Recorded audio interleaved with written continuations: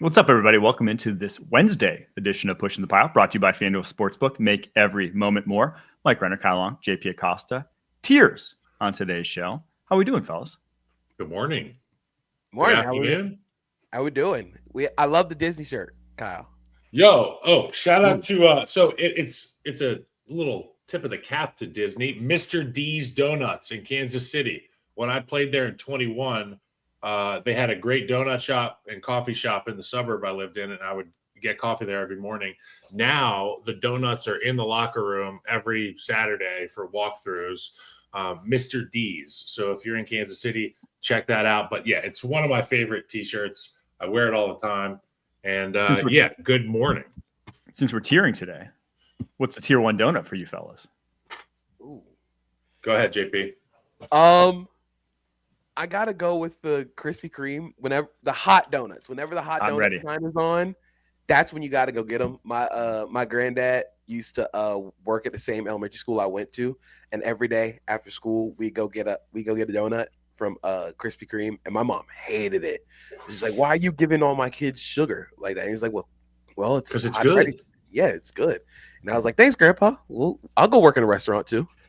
You know, as a kid, I used to see that neon light like you're talking about. And then when I got into junior high, I started listening to songs about neon lights at bars. And now I love donuts in the morning and beer in the afternoon and evening because of the neon lights, I think. But my favorite donut is probably, if I had to do a go-to, I would go rainbow sprinkle on a chocolate, or I would go with that standard glazed. But it's got to be hot. I don't want a cold glaze with hard bits of sugar. I want that thing to be a little bit runny. And you got to have a nice cup of hot coffee with it, for room for cream as well. I've been on a big old-fashioned donut kick lately. Me and the wife love going down the street and just getting the old-fashioned donuts are outstanding. Yeah. So we're all just like a glaze. It's basically just all glazed. Old-fashioned, like not necessarily smooth. It's like ridges and rigid. Was that JP? Like a cake donut? Yeah. That's what it's like. Oh, yeah. They're diabolical. Coffee cake? Do you guys do coffee cake? Oh, yeah. I love coffee cake as a kid. I can't tell you last time I had it. Probably been about a decade. Hey, can we tell a quick story about how JP overslept this morning and how it happens to everybody? I wanted us to get the little small talk out of the way. But JP, like me and like Mike has done, I'm sure, at some point in his life. You remember the time I rolled into the office last year soaking wet, like 15 minutes late for the show? Guy sleeps in a pool, apparently. He wakes up and sprints straight to the studio. But I was telling these guys that don't worry, it's happened to me a million times, and it was a really expensive mistake. The first day of Matt Nagy's regime as a head coach with the Chicago Bears, I was set to receive the Ed Block Courage Award that morning in a suburb, which is like the award for the guy who's coming back from an injury. Of course, that was the award I won. And I forgot about the first day of meetings. I forgot about our first team meeting. I just didn't show up to the building. And I wore a tie. My parents came in town. My now wife was at the event with me, and I missed the team meeting. So it was like a $12,000 fine. And Matt Nagy thought that I was a complete horse's ass from day one. Gosh, I'm not supposed to swear, but I don't think that one's terrible. Horses have asses, okay? So it happens, and we roll. I overslept a final senior year in a class that I was not quite already passing, and that was a scary moment for me. I thought I wasn't going to graduate there for about 6 hours before he finally let me retake the final. And here we are. Maybe that's why I'm not an accountant. All right, first off the ball segment. Big news yesterday, if you can call this big. An intra-divisional trade, excuse me. Joe Flacco is now the quarterback of the Cincinnati Bengals. A late-round pick swap is all it took to get the backup quarterback from the Cleveland Browns, to be the now starter for the Cincinnati Bengals. Does this change the fate of the Bengals? No, not at all. Not at all. If we're counting on the 2025 version of Joe Flacco mixed with the 2025 version of the Bengals offensive line to change their fortunes for this year, I think we're a little bit crazy. I know the AFC doesn't look as strong as we thought it would going into the season, but come on, like we saw Joe Flacco before he got benched. We saw what he was in 2025. This just feels like a chance to kind of play a little buddy ball with Jamar Chase and T. Higgins, because you know he's going to get the ball out to them.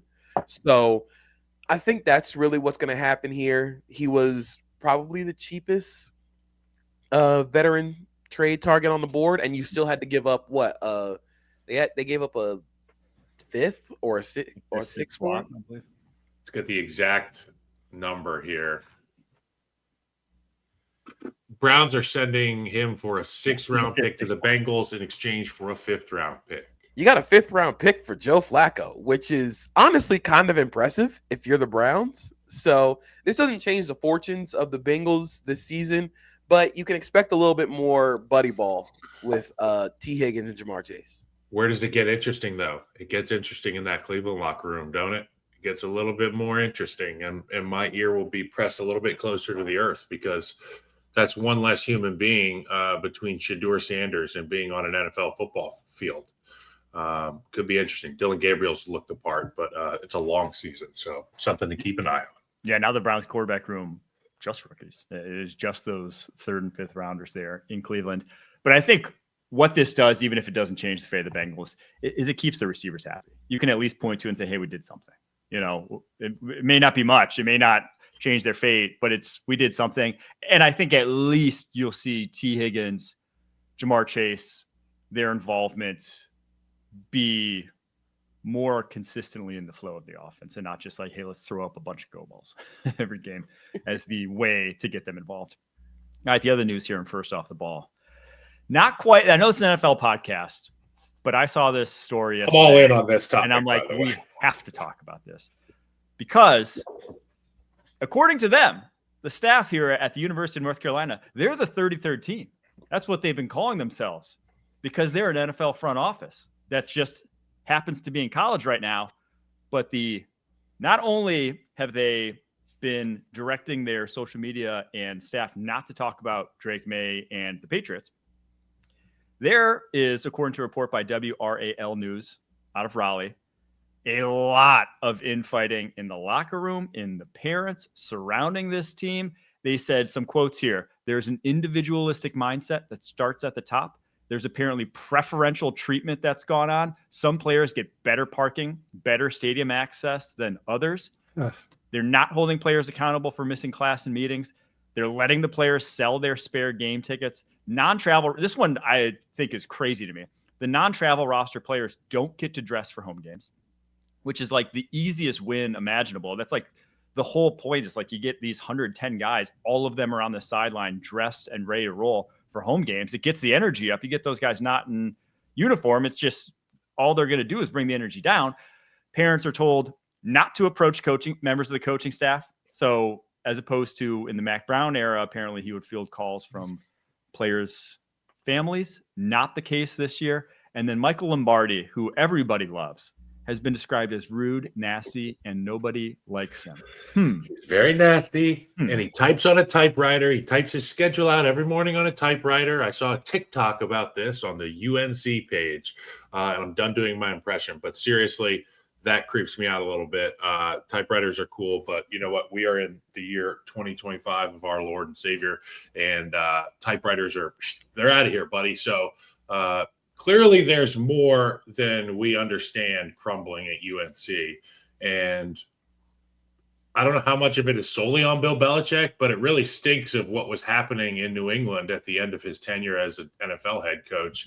And you said they think they're the 33rd team. I think that's fitting, because they're worse than the worst at this point right now in Carolina. And, you know, I'm pissed off because I set my watch to that first game, and that first drive got me excited.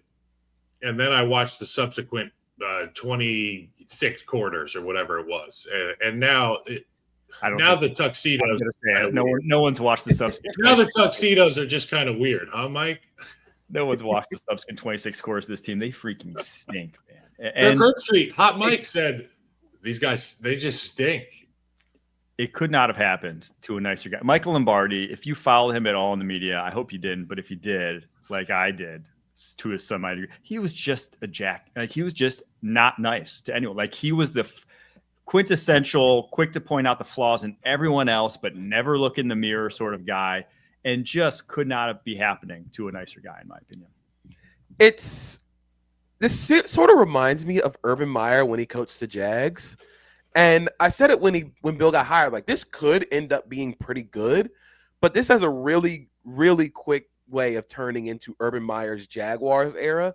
Because again, if you are not getting like tight ship, defensive mastermind, Bill Belichick, take no prisoners, Bill Belichick, what is all this for? What are you do? He's had more fights with the Patriots and Hulu than he has wins on the field. And that's when it starts to turn into a problem for North Carolina. You're not getting anything out of this. I'm sure this would have been fine canceling the Hulu series and doing the Patriots stuff if they actually were good and won games, but they're not winning anything. They were losing to Clemson 35-3 at home at halftime.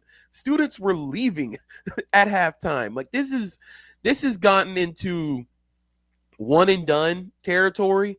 And the biggest thing from that story that we discussed is, man, Michael Lombardi really is not good at his job.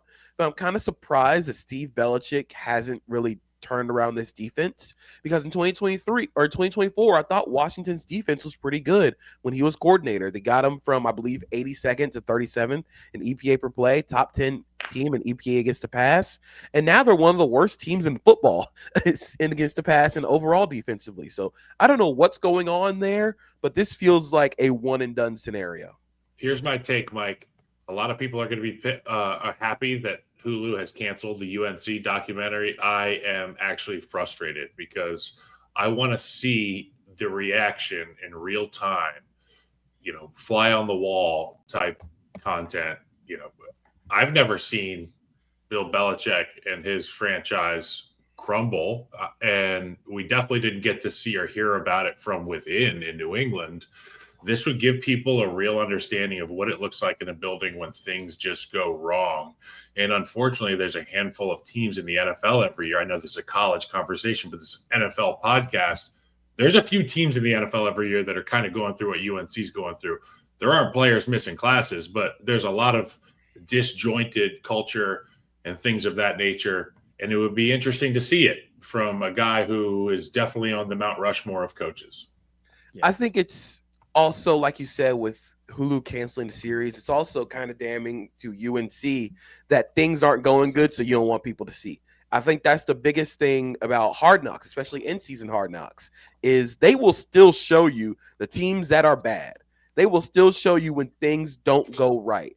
And that's the biggest show of not only like leadership, but the show of a quality program and a quality culture that is built to last, is when things are going wrong, you're still there in front of the cameras. You're still talking every day. You still got to show up and do your job. That's the Bill Belichick thing. Do your job. And it feels like this is all – it feels like trying to cancel this and trying to hide from the cameras at this point is – it's you're trying to walk up. You're trying to like swim uphill. Well, it's so indicative, canceling the Hulu series, canceling the HBO Max series, of how bad it has to be, because you watch – we watch Hard Knocks every year, and we watched it last year with the Bears and how they were able to put a good, like people were hyped about the Bears season almost based purely off of this Hard Knocks.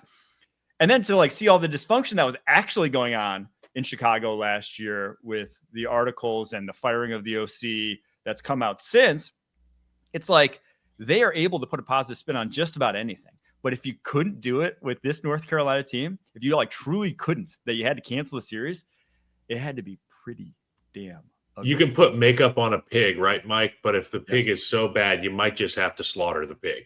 And that's what they had to do in Carolina, unfortunately. Maybe they didn't want to show them all the preferential cars and all the parking spots. The parking spots. That's NFL, though. Like you go to any stadium on a game day and there's 3 to 4 spots right outside the locker room that are chained off. That's the quarterback spot. That's the head coach's spot. That's whatever coordinator's doing better spot. That's real life. So I guess Bill's like, I'm going to make it like the NFL. You want to go to the NFL? We're already in it.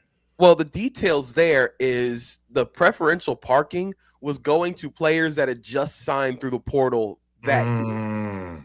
So the players that decided to stick around after Mac Brown got fired, they weren't getting the preferential treatment. They were the ones having to walk a mile after parking. They weren't the ones getting the preferential treatment. It was all the new recruits, the ones that the Bills guys were getting the nice parking spots. Their parents had field access, and that in the NFL, it might be able to work because I don't know the dynamics of a locker room, but they're all adults. Like you. No. Yeah, Mahomes gets the best spot. Yeah, and there's like an inbuilt hierarchy that's your contract. Like you know. 100%. Yeah, but in college, you're all teenagers. Like no wonder they're fighting. Yeah, I'm gonna be mad that you get a preferential parking spot. Like I'm playing better than you. What's the deal here? Yeah, it's something that you got to be a good communicator and a very good leader to be able to navigate in the college football landscape. And well, as we're seeing, that may not be the case in North Carolina. Last thing here, JP, just quickly here. I don't know if you saw this, but I wanted to give a shout out to them and to our listeners because I think it's something you guys would all enjoy. Sumer Sports dropped their Sumer Brain tool yesterday, which is an AI tool that basically can answer anything you want about NFL stats. If you go and search basically like blitz rates, man coverage rates, how well a team's done on third down, like you go in, type into it your question that you want answered. And from what I've seen so far and been using it since it dropped yesterday, it's been pretty good. I mean, it has a lot of charting stats that you can't get anywhere else. A lot of stuff that really I only could get through PFF previously that they now have and that they're making publicly available. So if you're interested in that, check it out. I don't know. Have you used it yet, JP? I've used it a little bit. I think there's been a little bit of, and they've also acknowledged that there's still a little bit of beta testing that's coming from it. It's still a little finicky with the stats, but I think it's such a cool idea and such a good way to help introduce fans to the advanced stats of the game. Like, people see all the time, like according to True Media, according to Sports Info Solutions, and some of that stuff isn't accessible to the average fan. This time with Sumer Brain, you're able to get that stuff without needing without needing all that access to the advanced stats. You can just ask it. And like I was asking it like early down run rates and like gap scheme versus zone scheme stuff. And it was pretty cool. Depth chart dynamics, which backup running back has seen the largest increase in usage over the past 2 weeks. This stuff is fantastic. I'm going to use this for sure.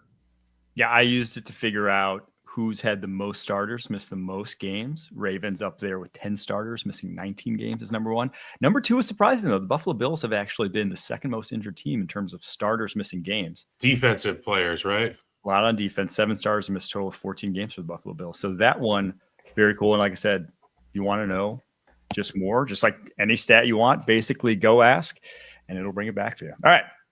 Just thought I'd give a quick plug there. Sumer Brain, Sumer Sports. After this, we're going to get into our power tiers. We got a lot of tiers this week, boys. I went with 11 tiers. You're insane. Some new ones for you.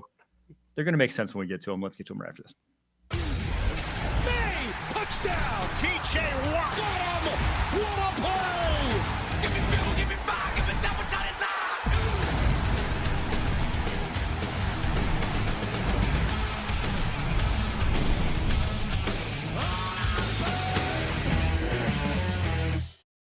All right, the first 2 tiers, no longer the mock draft target demo tier. We're done with that.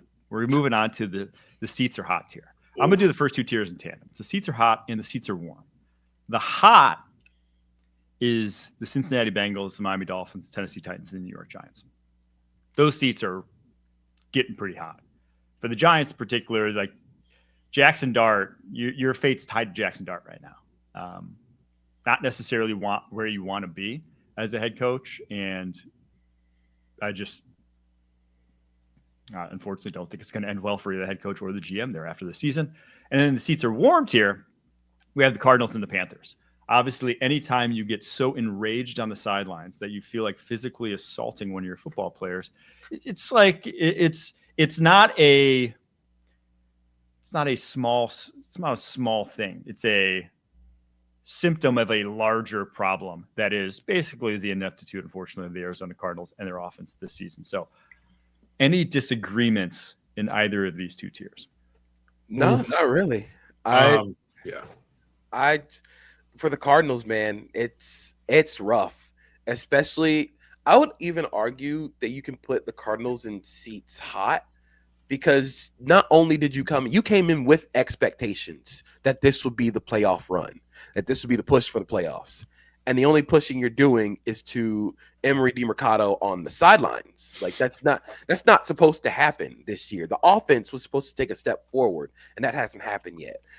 This feels like we're like a couple weeks away from like offensive coordinator gets fired. You're starting to hear a little more rumblings about taking back play calling or something. You're starting to get the signs of all the, like we talked about yesterday. You're starting to get signs that everybody's like, this might be the last year everybody is here. So I think they would be in seats are hot. I totally agree with the seats hot. I mean, you listen to Mike McDaniel at the podium, and he never sounds like a human being at the podium. I want to preface this with that. And, you see a lot of these aggregator accounts, they post clips of Mike McDaniel being thoughtful in the words he's using and taking his time. But it just seems like I went and watched these guys practice. You don't know. There doesn't seem to be accountability in that building. And you can hear it from their quarterback. Obviously, they've had distractions at a number of different positions on the offensive side of the ball. But it starts at the top, and it makes sense why the seat is hot there. And you have to think the seat's hot for the GM as well. And I know this is a head coach conversation, but Chris Greer's been there for, 9 years? They haven't been able to accomplish the things that other GMs are held accountable to. And there are people in that fan base, Harry included, who's in the control room, and I can't see his face right now, but I'm sure he's nodding along. They need wholesale changes at the top because they have talent in that building. As far as the Bengals go, yeah, I mean, a lot has to change, and it's more than just the head coach, right? It's more than just the head coach. They've got some people in charge in that building who might not necessarily be cut out for being in charge. Titans, same thing. I mean, there's a lot going on in Tennessee. We knew it was going to be tough sledding, but how tough are they making it on themselves?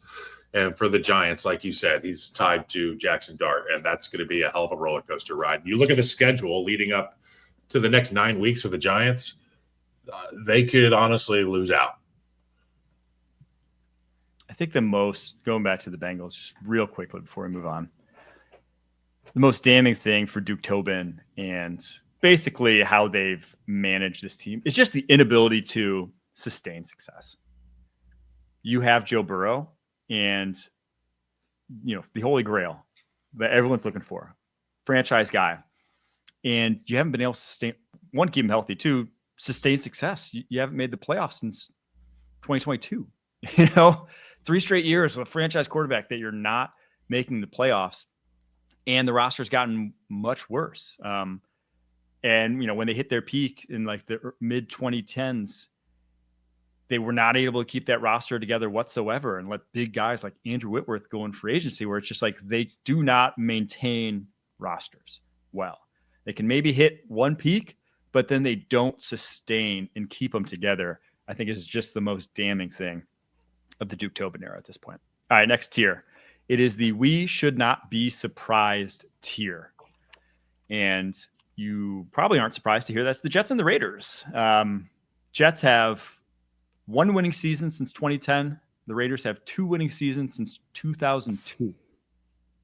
Almost hard to fathom, but with maybe higher expectations this year with new staffs and some excitement in the buildings and new quarterbacks, I guess we shouldn't be surprised that 2 of the worst organizations over the past decade plus are still 2 of the worst teams in the NFL.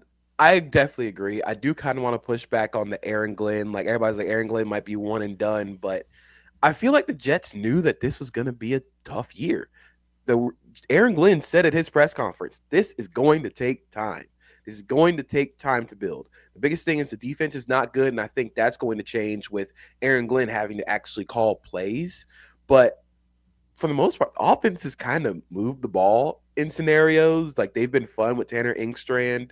You just worry that if you fire Aaron Glenn, you lose Tanner Engstrand, and then Engstrand goes and does something great somewhere else, and then it's like a double bad. Now you're having to replace the offensive coordinator at that point, but that team is not good. This is a we'll see you in 2026 type of team. All right, next tier here is the expectations. I'm sorry, really quick. The Jets, the success of the Jets is dependent upon whether or not they can establish an identity offensively. That's all they're looking to do this year, to JP's point. I mean, they weren't going to do anything special this year, buddy. And they wanted to show that they were competitive and tough and all those things, and anything else is just extra. And they've drafted the right guys. So they got to just learn how to win football games and score points. All right, next tier, it's called expectations were low to begin with tier. Basically, if you looked at the salary cap situations of these teams, you didn't even have to look at the rosters. You just had to look at the salary cap situations. You knew that it was not going to be good. Because with Deshaun Watson and the Cleveland Browns, you have $167 million of dead money right now on his deal going forward. With the New Orleans Saints, the amount of dead money, I'm just going to read some of these off to you. The dead money for all these guys: Taysom Hill, $23.7 million. Alvin Kamara, $28.3 million. Cameron Jordan, $28.5 million. Eric McCoy, $25 million. Demario Davis, $21.2 million. Chase Young, $36.3 million. Carl Granderson, $26.9 million. Cesar Ruiz, $27.7 million. Juwan Johnson, $27.7 million. Whew. That's not good. That's not where you want to be at as a franchise, because those aren't, as it stands right now, I don't think any of those guys we just mentioned are game-changing players. Some of them aren't even good players right now. Some of them are just basically at the end of their careers just cashing checks, because literally the New Orleans Saints cannot cut them. They could not cut them this year, or they would be over the cap.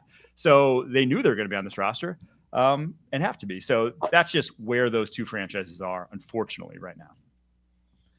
I can't believe the Saints have tied $28 million into Cesar Ruiz. That's the most mind-blowing thing there. Like, part of me is like, oh yeah, I get it with Taysom Hill. Like that was like back when Taysom Hill actually was like playing games.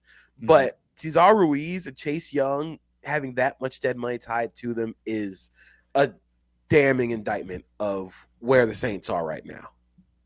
It's just the antithesis of what the league has gotten away from. Is we want to be younger. We want to, Mike always talks about, like, what do you call that window where you have the rookie quarterback deal? It's like, it's the perfect, it's the holy grail. That's what you say. You want as many young guys as you can, not guys who are paid on past performance, getting paid exponentially more now. I mean, you're hamstrung, you're handcuffed, you're blindfolded. That's no way to win games.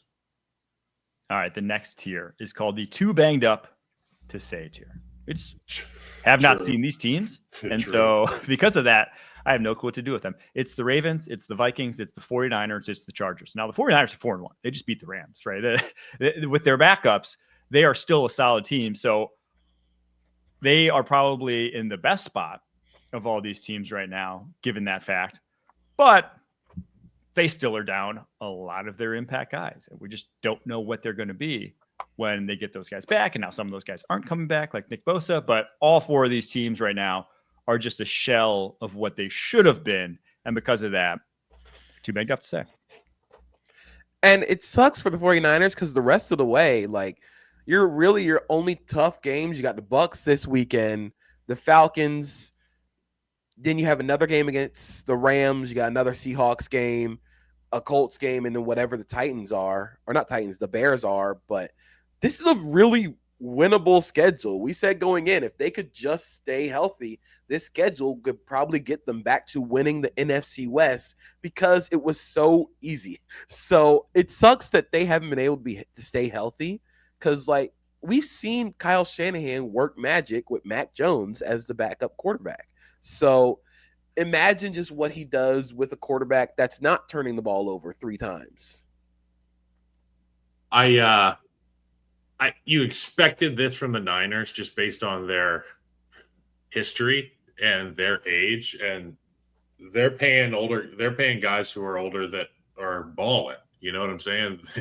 when these guys get back in the like guys like Kittle, guys like Trent Williams, when they're healthy, they're worth that astronomical number you're paying them. It's just awesome to see that Shanahan can find success with Mac Jones and can find some semblance of success with tattered wide receiver room, time and time again. I love that group. The Ravens, they feel like, too banged up to say it, but almost like I kind of want to say it. Like, I feel like the strengths of that team is not exactly the strength of that team anymore, particularly in the middle of the field. And with Matabike out for the season and Roquan Smith not getting any younger, I love Lamar as much as the next guy, but can he do enough to cover up that defense? All right, next tier. It's called the Make Some Noise tier. Oh yeah, baby. You know the Make Some Noise teams. It's like they're not great teams. No one's really mistaking these teams for a Super Bowl champion this year. They might mess around and win a playoff game. They're the Make Some Noise teams. They could give you a run any given week. They could also lose to the Panthers any given week, right? This is that in the hunt graphic. Yeah, that they do. This is the in the hunt team. Always. They're going to make some noise. This isn't their year. It's the year before the year for all these teams, but they're going to make some noise this year. And it's the Bears, it's the Patriots, it's the Falcons. Yeah, I feel very confidently that these three teams we will be talking about as contenders next year, yes. And they might sneak in this year. I mean, with the Patriots, like anything is possible now. You have you have a division win over the Dolphins and the Bills.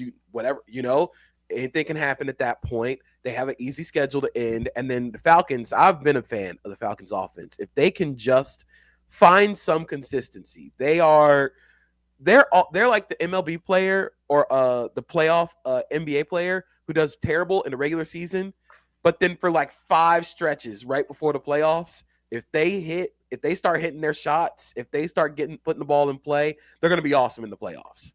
So I feel like that's what's going to happen for the Falcons offense. I think the defense can still play to a high level, but this game this weekend against Buffalo is going to be a really big barometer for them.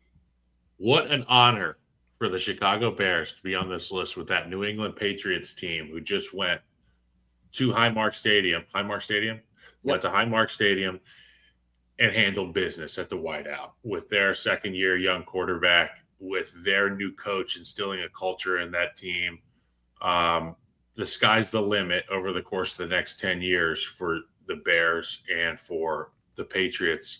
Definitely going to make some noise. I think the decibels will depend on Monday night at Washington, Caleb Williams versus Jaden Daniels. And if you're not peppering your Angus for that one, I don't know what peppers your Angus, buddy. Okay, because these two fan bases can't stand each other. If you're on social media, this is like the nonstop thing. And for the Falcons, how many skill players can you fit on one bus? It is so much fun to watch that team when they're right. But then it's so much hell watching them when it's like, oh, my God, do we call Kirk Cousins back up? Because I love Michael Penix when he's right. Can't wait for that Monday night game. Have those two teams played before? Bears and Commanders? I can't Surely remember. They didn't have like a big play happen at the end. Yeah. Now they get to go to Washington. We're going to the and we're going back and we're going to take back the Washington. And we're going to Minnesota. All right, next tiers. We're gonna do these two tiers in tandem. It's the not fun to watch tier and the fun to watch tier. If you followed me in the past in my podcast over at PFF, you know that we would do the fun to watch when talking about prospects, because saying someone's fun to watch isn't actually a value judgment on how good they are. It's just like something you say about how you actually enjoy watching them. This isn't fun to watch. Exactly. This is not a value judgment on these teams. This is kind of, these teams are all kind of, I feel like, in the same tier of just, I don't quite know yet. But some of them aren't fun to watch and some of them are fun to watch. The not fun to watch tier is the Texans and the Steelers. The fun to watch tier is the Cowboys, Chiefs, and Commanders. Did you guys know the Steelers are the only team in the NFL with a winning record with a negative point differential? This is the Mike Tomlin masterclass, baby. If you watch anime, if you watch Naruto, you know Madara has the infinite Tsukiyomi, where he puts everybody under night whenever you enter the area. It feels like every time you play the Steelers and you go to Pittsburgh, you walk into their domain and you forget how to play football. Everybody What's the guy's name? How to play football. He brings night. What's this? Madara? Madara. Okay. He looks super cool. That is Mike Tomlin. They are able to turn every game into the worst played football game, the worst watching football game ever. I think Aaron Rodgers' ADOT is like 4 at this point. This team is probably going to win the division just based on the fact that everybody else has self-imploded before they had the chance to self-implode. Any team that has Aaron Rodgers is fun to watch, Mike Renner. Okay? And I'm a little disgusted by you putting him in this tier, okay, for all the good things he did for your childhood and all the smack talk you got to partake in the Midwest in your teen years. For you to go and do this is disgusting. It's not fun to watch. But you're so right. You're so right. Jordy Nelson's not coming off that sideline, okay? Aaron Rodgers at 28 isn't coming off that sideline. This is a different brand than we're used to watching. It's boring, but take a look at the record. Take a look around that division. This is a team that's going to be playing meaningful football. And I would argue that if it's not fun to watch, that's good for the Steelers when it comes time for the meaningful football to happen. As for the Texans, my God, what a historic letdown. But great job bouncing back last week. But how much of that is because the Ravens are just a carcass at this point? They're carrion. There's vultures. The Ravens are being eaten by vultures at this point, including myself. And you did the fun to watch? Yeah, the fun to watch, bro. George Pickens is must-see television. And I thought he was must-see television when he was with his old team. And now there's something about that blue star that makes him even more must-watch. CeeDee Lamb being out, Dak Prescott playing like a friggin' Hall of Famer at the beginning of this football season. I understand why they were America's team when our parents were younger, because they are fun to watch when that offense can go. And obviously the Chiefs, Patrick is a Jedi. He's unbelievable. A costly mistake in the low red area, but you know that team with those receivers can score with anybody. And the Commanders, I mean, Jaden Daniels, talk about him. Jaden's a freak. To hammer home how quickly fortunes can change in the NFL. 2 years ago, the AFC North, all 4 teams were above 500. Ravens had 13 wins, Browns had 11, Steelers had 10, Bengals had 9. This year, they are undoubtedly, at this point in time, the worst division of football. And it's not even close. They're the worst division in football, and you might not have a above 500 team. I think there's a legitimate shot we get an 8-9 team representing the AFC North this year, just given the relative strength of those teams. This could be the Yinzers. All right, let's get to the next tier. And I'll talk about it in a second. Should I be calling them contenders tier is the name of this. And it's teams that I watch them and I'm like, damn, these are good teams. You're like, I like these teams. Did not expect them to be this good though. And you can be fooled early on in seasons and you can be fooled late in seasons too. But I just don't know yet what to make of these teams. And it's the Colts, it's the Jaguars, it's the Seahawks. I think all 3 look awesome right now. All 3 look like they should be considered contenders. But am I swing too far in one direction by calling them contenders right now? I don't think you're swinging too far by calling them contenders, especially with the Colts and the Jaguars, considering how the AFC looks. Yep. But I can tell you one thing about the Jaguars. It is going to be the dumbest football you've ever watched. It is not going to look aesthetically pleasing. You're going to have Trevor Lawrence like stumbling all over himself, throwing the ball past the line of scrimmage. There's going to be like 6 delay of games, right? Drop passes, and somehow they are still going to put up a whole bunch of highlights. The Jaguars are my favorite chaotic team. They are the most chaotic team in the NFL. You never know what you're going to get from them, but somehow, I think Liam Cohen said it in his post-game with the team that the Jaguars posted. It might not look pretty, and that wasn't pretty, but winning sure feels good. And that's all that matters at this point. They figure out ways to win, and I think that's such an impressive testament to the new coaching staff and the development they've had with, like I said, this team doesn't win games like they did on Monday night in years before. They've got the benefit of having X factor guys at multiple spots on the outside on offense. And when it comes time for playoff football, when the players are tired from playing an entire season, it's going to come down to who's got more freaks and who can make a play. And when I think about the youth for the Jaguars, particularly at the receiver position, and this newfound confidence that Trevor Lawrence has, his ability now to extend plays with his legs more than he ever has, this offense is going to be really tough to deal with when it comes crunch time. I think Liam Cohen's done a great job with it. And the other one was the Colts. They're good on the offensive line. They can run the football. Daniel Jones is making the right decisions. Tyler Warren looks like the best tight end in football right now. It's hard to argue that. If they can stay healthy at that key spot of tight end on the offensive line, I don't expect Daniel Jones to let off the gas pedal at any point in time here. The next one that I have circled for them is post-bye week is against the Kansas City Chiefs. And that game will be taking place November 23rd at 1 p.m. in Kansas City. I have that one circled as I don't think they're going to handle business there. But they might win every game before they get there. I think they're very real contenders. This tier could also be called the play callers matter and quarterback development is real tier, because I don't think 2 years ago, and a lot of people have thought Sam Darnold, Daniel Jones, and Trevor Lawrence would be leading contenders anytime soon. But here we are. All right, the contenders tier: Packers, Rams, Broncos. If the Broncos can go into Philly and beat the Eagles, you're a contender. If you can do that, you're a contender. Rams, obviously a bummer of a game from them last Thursday, but I think with this defensive line and with the firepower they have offensively, you still got to call them contenders. And then the bye week for the Packers, obviously last 2 games were a stark contrast from their first few, but you look at this roster and it's still easy to call them a contender.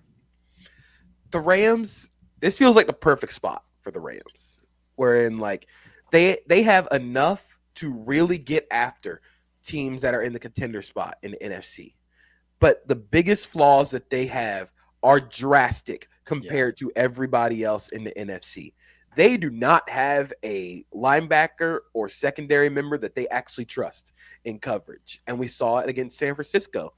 When they want to win playing soft zones and let their pass rush go to work. If you slow down their pass rush or just throw quick game all day, you can beat the Rams, because then you're forcing Nate Landman or Omar Spates into a lot of coverage responsibility. And those guys just don't have it. And I think that's kind of how they wanted to build this team. But when you have Matthew Stafford playing at the level he is, with Puka Nacua looking like one of the best offensive players in football, this team can go really far. But it's the defense, especially the secondary and linebacker group, that's going to separate them from contender versus Super Bowl favorite. Yeah, it's the thing I like about the defensive front, though. You talked about quick game being, and if you can run the football against this unit, it takes the sword out of the hands of that defensive line. I used to say it takes the edge off of a defense if you can run it and have a quick game. But in order to have a quick game, you got to play a smart brand of football. And I think what Sean McVay, what Matt Stafford and this offense can do is they can put up points, and now they force you to get out of that quick game. And now you got to go try to put up points too. There are not a lot of quarterbacks or coordinators that are patient enough to go 4 yards, 6 yards, 5 yards, 3 yards, 12 yards. Somebody's going to make a mistake, and I would bet on Matt Stafford not being the guy to make the mistake. Let's get to the final tier here, where we have a new addition. We have the Lions, the Eagles, the Bills, but we also have the Tampa Bay Bucks. And now, banged up right now, I'd say probably not. But like, this is kind of a forward-looking inclusion in that once they get that right side of the offensive line back healthy, what that offense just did to the Seattle Seahawks, depleted on the road, was unbelievable. If you have Baker Mayfield playing like that, you have this receiving core that is as deep and impressive as we've seen in years in the NFL. This is going to be a tough out whenever you play them. I think that's the biggest thing and biggest part of why I call them Super Bowl favorites is they've only lost one game and nobody's been healthy. We haven't seen the full version of this team at all this season because even in week 1, you didn't have Tristan Wirfs or Chris Godwin. And now if you can get both those guys back healthy with Mike Evans playing at full speed, you're going to get Gedeke back, hopefully. If you can at least get Gedeke back and you have both your bookend tackles, this team could win a Super Bowl. I do worry about their linebackers, especially in coverage, but if you're asking Todd Bowles to create a defensive game plan for one game, he's one of the better single game game callers when it comes to organizing a defense and poking holes at an offense in the NFL. So given what Baker Mayfield's looked like in an MVP candidate and the fact that they're still trying to get healthy but still scoring 38 points a game, yeah, I call them Super Bowl contenders. Absolutely, dude. Absolutely is this group a Super Bowl contender. And I think it starts with the quarterback and the blind confidence and belief in this guy. And no matter where we are, what kind of situation we're in as an offense, he can get us out of it. It's been the guys stepping up. They've done a heck of a job on the offensive line with their backup guys being in there. Obviously, you're getting so much production out of Emeka Egbuka. And we talked about him before the season as a guy who can just step in and know where he's going to be, why he's there, and he's not going to say anything, and he's just going to handle his business. And that's what we've gotten out of him. To see them go on the road and get a signature win like that reminds me of last year, watching them go on the road and knocking out some real contenders from this list. I think it's no doubter you got to have them on this list, and the Lions as well, just because of their ability to score at will. The fact that they showed us that the flashbang, the stun grenade of having the OC and the DC leave just didn't even affect them. They were just on their business, and yeah, they lost week 1 to the Packers, but there's going to be a lot of teams that lose to the Packers. Lions were figuring it out. They had young guys on their offensive line. They've gelled now. They are as scary as anybody. All right, there you have it. There are our tiers for every team in the NFL. We are going to take a break, but when we get back, we got Kyle's custom tiers. What's he going to be tiering? Find out right after this. This is European soccer's biggest stage. Written in the stars. What a difference she has made. The question is, can you handle it? Can you handle it? The crowd here feels electric. Stream every match of the UEFA Women's Champions League on Paramount Plus. All right, so we do a lot of football talk. We do a lot of tiering for football, and I had to get away from it a little bit. I just want to do a quick rundown of the best NFL food cities as selected by me. I know that you and people in TV land probably have their own opinions, but I'm going to start off the list with let's just order room service, okay? Now, there's different reasons why you don't want to leave the hotel in both of these places.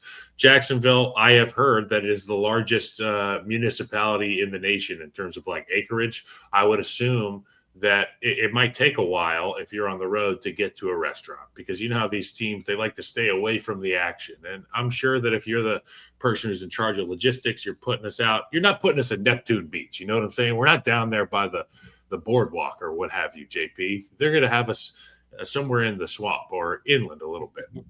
So you might as well just order room service or get food from the hotel. Arizona, completely different reason. If you leave the hotel in Arizona, you're not looking for food, okay? There's a lot of stuff that you can get in Arizona. And I was one of the guys that I said, if I have a chance of getting in trouble, I'm just going to stay in the hotel. Arizona is one of those spots. And everything's right there. You can get so much good food in the hotel. A lot of cultures there, a lot of different kind of spices that you might not get in the Midwest and the East Coast. So those are my order room service. That's my order room service tier. Do you guys have any objection? I know this is a crazy list, but you expected that from me. No, I think this is a good one, especially with Jacksonville. A lot of cities in Florida, it might be on X road, but that's a long drive. 48 miles that way. Yeah, you got to really go out your way to get it, which is fine if you want to make that drive, but especially for NFL players, NFL teams, I completely understand putting them here. Mike, anything on Jacksonville? Eat. No clue. Okay. I'm going to have not a lot of clue for a lot of these. Well, you might be involved on this next one. This is the options limited tier. Now, I'm not saying the options suck, but I'm saying when you hit up your buddy who's on the flight going to this town, you'll be right within your first 3 guesses of where they're going to eat. You know what I'm saying? So I'll use Indianapolis as an example. Where do they like to go in Indianapolis, Mike? St. Elmo's. St. Elmo's. That's it. So options are limited. I'll see you at the St. Elmo's bar, Mikey. You know, great what I'm saying? Steakhouse city though, because it's such a big conference city that it has steakhouses per capita. It's like one of the top in the country. I also have Tennessee on this list, which is going to ruffle a lot of feathers. But it's going to ruffle mine.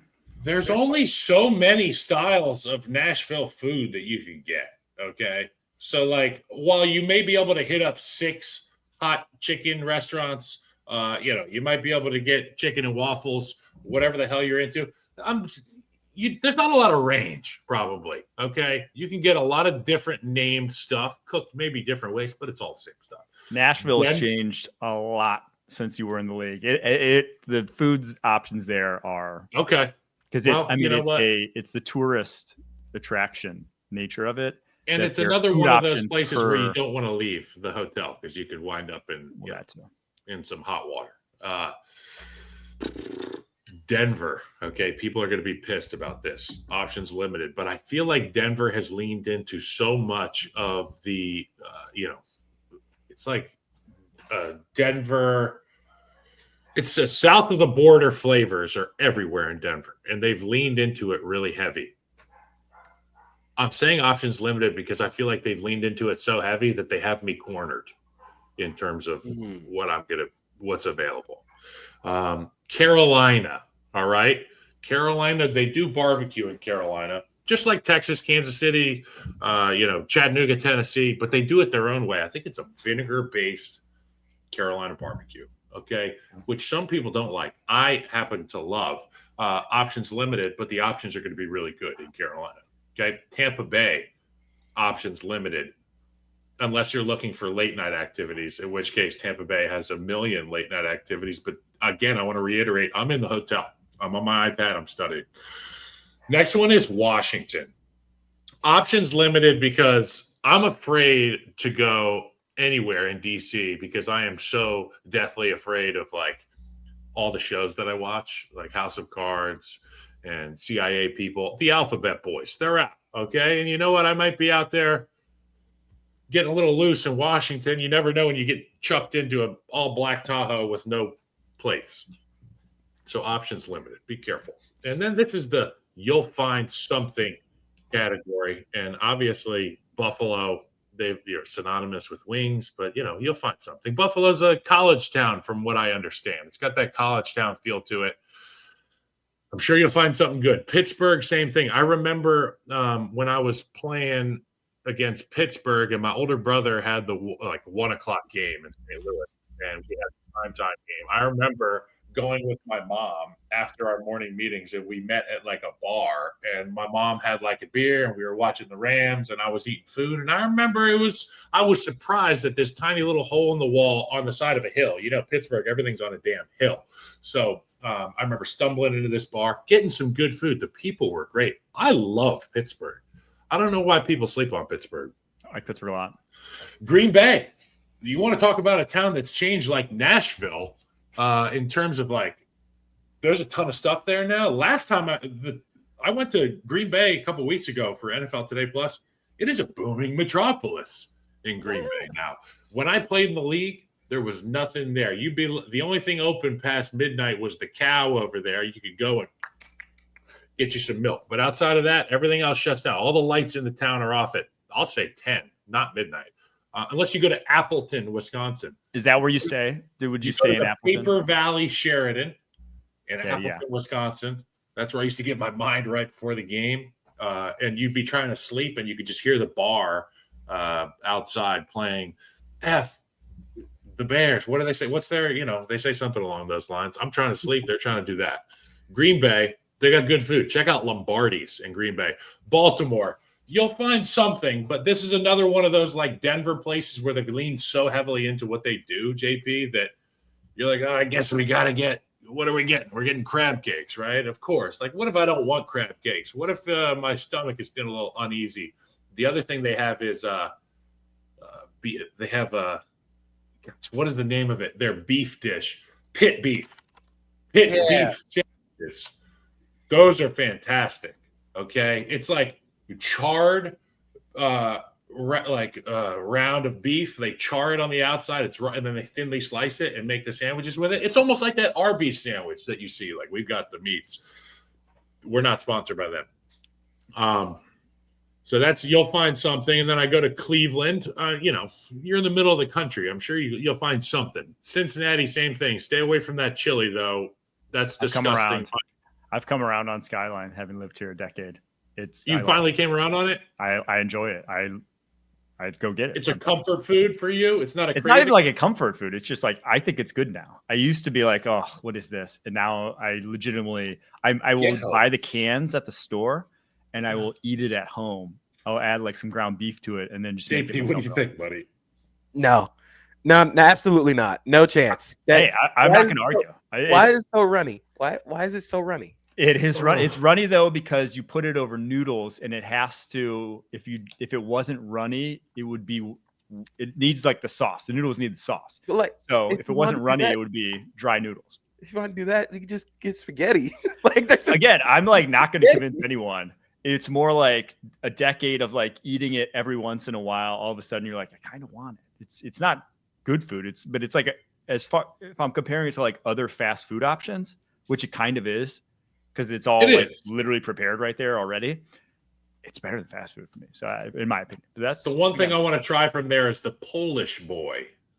The Polish boy. It's a sandwich made with grilled or deep fried kielbasa, topped with French fries, coleslaw, and barbecue sauce. Now that sounds right up my alley. Okay, the Polish. I was a little worried there for a second. I was. Have you guys seen sandwich? I thought you were talking. Stop it, Mike.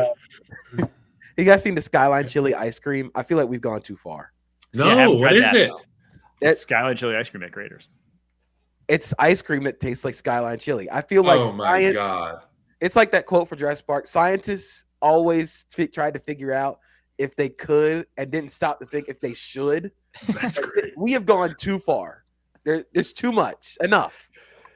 And I'm telling you, the last two are Detroit, Minnesota. We don't have to here discuss in Cincinnati. The ferocity with which people in Cincinnati will go to war for Skyline is it's true. Like, and they eat it every week. I do people who like every week we're eating Skyline. It's just, it is what it is. I think I just realized that I based my list off of where I ate on my pre-draft visits with O-line coaches. And now I remember Cincinnati. I went to the Toby Keith's bar.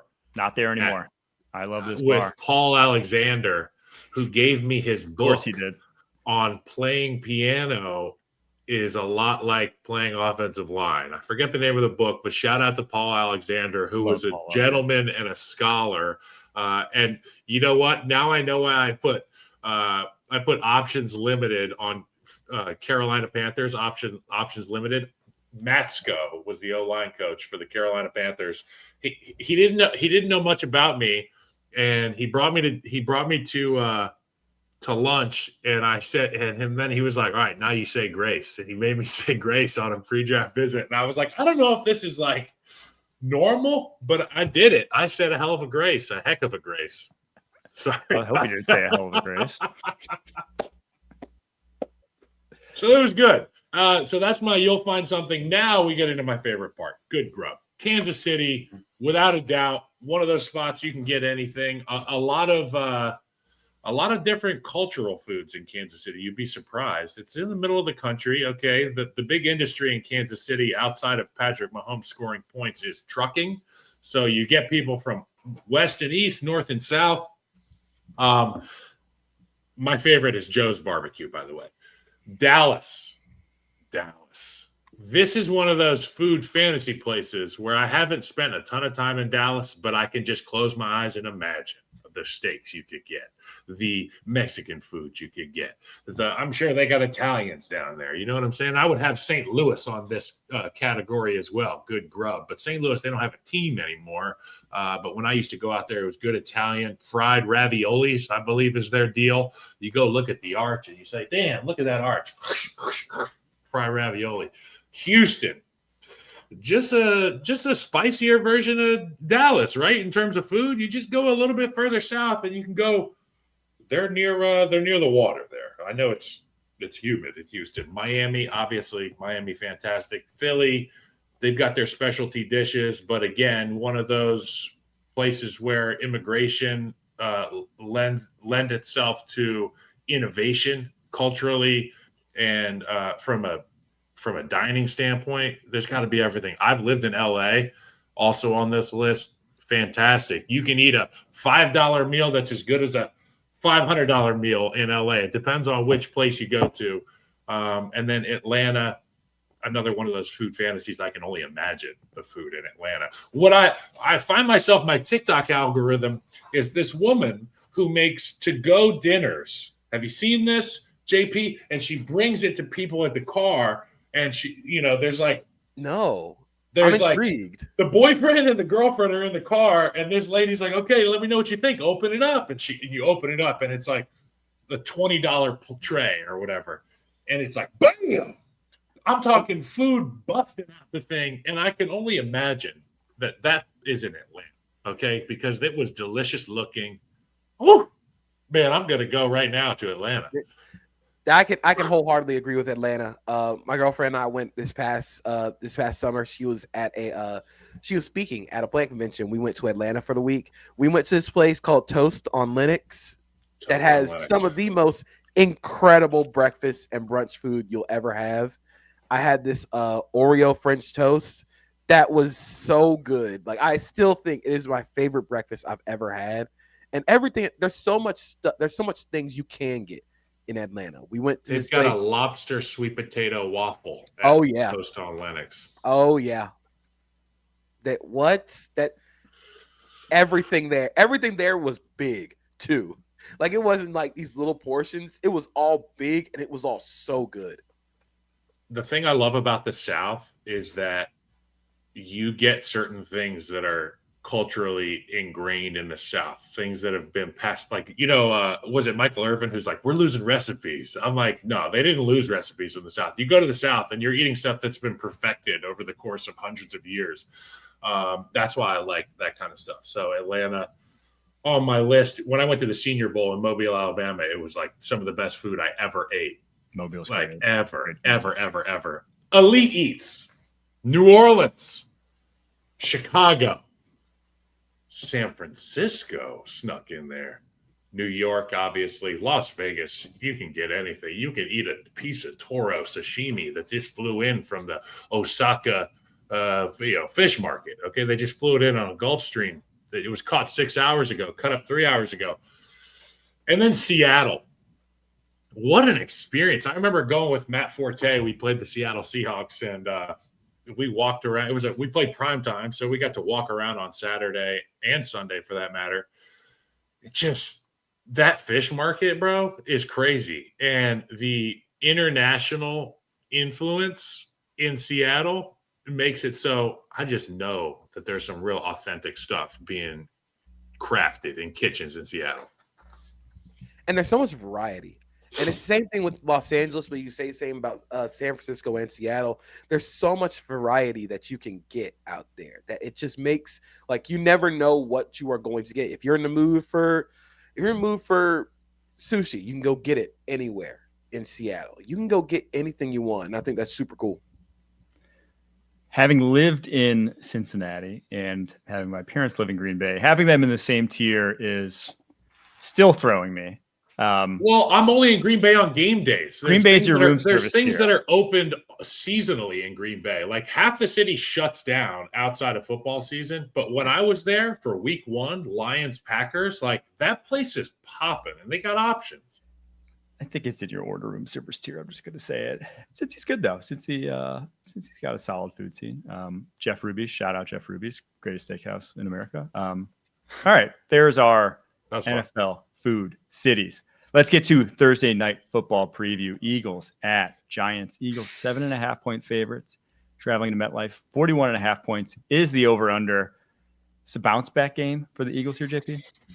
I would hope so, because the Giants have one of the worst run defenses in the league, and largely because we've said it before, it's good having Kayvon Thibodeau, Brian Burns, and Abdul Carter all on the same team for third down, but they also cannot set an edge on first and second down. So this feels like a game where if the Eagles want to get their run game back, if they want to get their mojo back, this should be the game against the Giants where you try and get some stuff going on the ground. They desperately have to find out what's wrong with their run game. They have to get Landon Dickerson back healthy.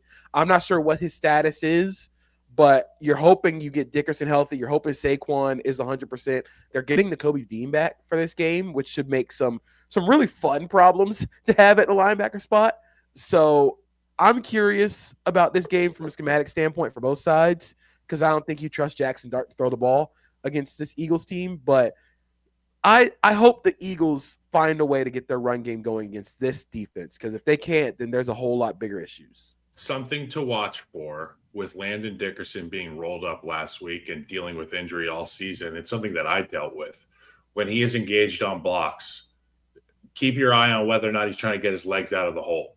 I was told by a great offensive line coach that the only way to ensure that your legs aren't in the hole is to get your guy out of the hole. Of course, very O-line coach of him. But it's something to watch for. He's such an impact blocker at the point of attack. But they're going to need him to roll guys out because if Steen's not getting the job done at the right guard spot, you're going to see the bend back from Saquon. And if that ain't there on the backside, that's why Saquon's numbers are lowered. If Lane Johnson, by the way, playing really hurt and he's out there and it looks boring still. I don't understand why life is unfair and guys like that exist.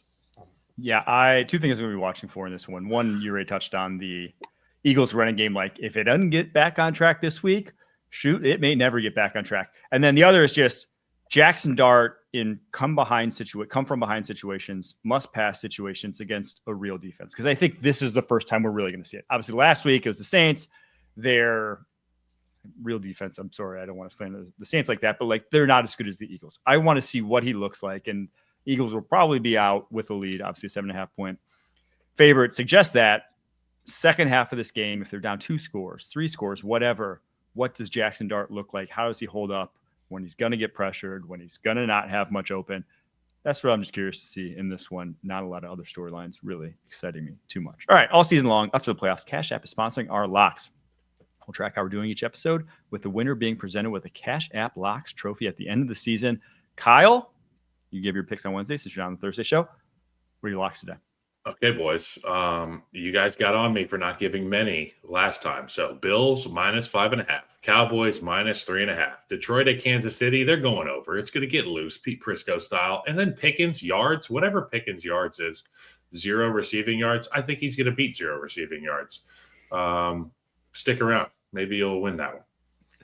CeeDee Lamb may be back this week, but I think Pickens and what he's done since in the stead of CeeDee Lamb, he's going to get involved in that offense. All right, there you have it. There's our tier show. We'll be back doing a full weekend preview tomorrow. Thanks so much for tuning in, everybody. Until next time, keep pushing. Peace.